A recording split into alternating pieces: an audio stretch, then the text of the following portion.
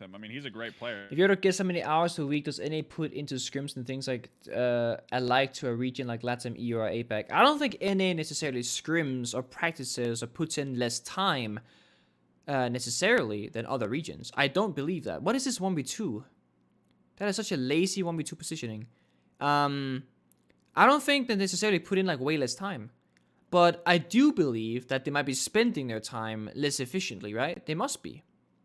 Because if you're scrimming as much as other regions and you're performing significantly worse, it's mostly about efficiency and using your time to actually learn from it.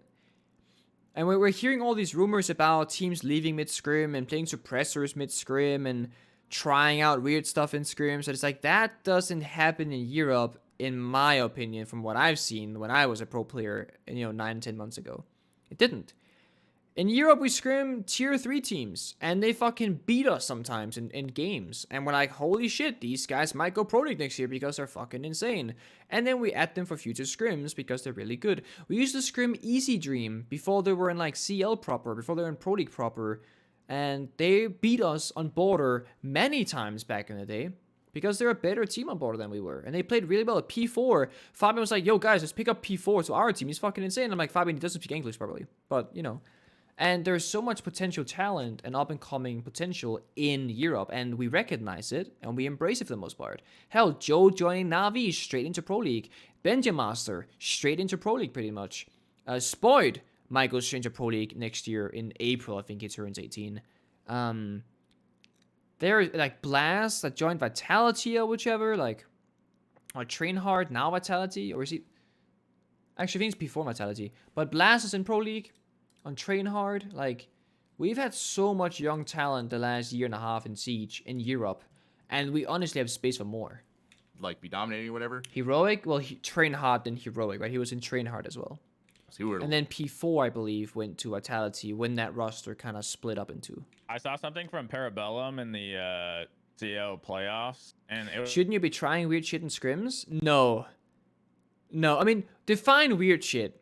Playing suppressors and running around not trying is not weird shit. Trying out some Ying Rush from Skylight on Villa, that's some weird shit. One-off strat, or like the Rush on Study Balcony like Supr just spoke about. Again, a one-off strat. That's arguably weird shit. To me. But running around with silencers and like spawn peeking and not really putting in like effort, swinging in 1v2s, or rushing every single round without information, even if it works, I don't really agree with that, because how realistic are you to do that in a real game? And that's often what someone like Supr speaks about yesterday, is that we see these teams do all this crazy shit in scrims, but then game day comes around and they're like a completely different team. And it's true, and we see that in Europe. Some teams are amazing in scrims because there's so much comfortability. There's no pressure or stress. But then when the real game comes around on Pro League Day the next, 2 days later, 3 days later, whatever, it's different story, Completely different story. Last game, the regular. So playing the way you practice or practicing the way you play is very important. It's the same reason why your coach shouldn't be talking to you in scrims mid-round, because in Pro League, he's not allowed to. So don't get used to it, Supr was doing that earlier. Listen to me. I will die on this grave, because this is something that happens in real sports. If you put yourself in a position where you have clinched a position and there is a better team, like the example I was given. Say Dark Zero was in 5th place. Say my team was my team was guaranteed to already be in the major. And let's just say in this situation, a lesser team I know is not as good as Dark Zero is in 4th place. So they would get the spot over Dark Zero. Why would, and say I need to let this team win so Dark Zero doesn't make the major. If I've already secured my spot, obviously maybe you don't just completely troll, but I'm not going to go out of my way to help Dark Zero, the better team, advance. So I'm with you, by the way, and the same thing. You put yourself in the position to have that option. That's real sports. 100% with you. So I think Nick, correct me if I'm wrong, but I think this was something that popped up in Sweden where Yeah. during the group stages, one of the teams could have like strategically lost to let a weaker team into the final 8. And I was like, Yeah. fuck yeah, do that. Like, if Empire is in 3rd spot and you think that Empire are a team that excels in quarters onwards, and you, quote unquote, throwing a game to your opponent means that Empire don't make it into the quarterfinals, then fucking do it. Like, what is this like, why are you actively sabotaging your own potential to win an event by letting a stronger opponent get another opportunity to go deep into the event? I think it's fucking ridiculous. If And you everybody's put like, yourself "You in had the to play with position, honor. You had to play with honor," and it's like, yeah, you're not gonna cheat. But you bet your ass that if there's a good team that only gets better the more an event goes on, and I have an opportunity to ensure that some fucking plug of a team makes it into the quarters over them, I'm gonna take that. I'm gonna take that every fucking time. I don't understand why people get so bent out of shape. If Empire wanted to make it into the top 8, they should have played fucking better in all their other matches. in That's it. real Yeah. sports, you always see like towards the end of the seasons, right? Where some teams are still playing for stuff. The teams that have already clinched playoffs or whatever, they start playing their bench players. They're not, Yeah. maybe like in the NFL, the quarterback doesn't play. Like, they're not actively throwing the game, but they're not necessarily trying to win it. NBA teams you- rest starters for like the final like what was it, the Cleveland Cavaliers or was it the Lakers? They rested LeBron for like 12 of the final last games. If you like, put yourself in the position to where you control your own, like you can do whatever you want, That's your reward. why is that your problem? Yeah. You Yeah. put yourself in that's the other team's problem. They should have put themselves in a better situation. Yeah. they're It's like, oh my god, the disrespect. It's like, I will agree that there are certain times like that. We go back to that old Mouse Noble match. That was a fucking appalling display of Mouse like blatantly throwing a match. I That think was different because Mouse think wasn't that playing is like, wrong. yeah, that was different. Isn't that intentionally throwing though? No. So basically, if you are in a position where you decide the fate of a different team, that's a reward that you've gained from playing really well, and it's the position that the opposing team is in or a situation that they're in because they didn't play well. So it's almost like a reward for being the better team where you get to decide the fate of a different team. And obviously, as Super is saying, if you can choose between your arch nemesis who can beat you very easily or a shitty team that you think you can beat easily, why would you want to let the better team get into the tournament so that they can beat you? If you're smart, you'd want to get the weaker team in. Like, look at Survivors on Netflix. Look at, it's called Robinson in Danish. Survival shows, right?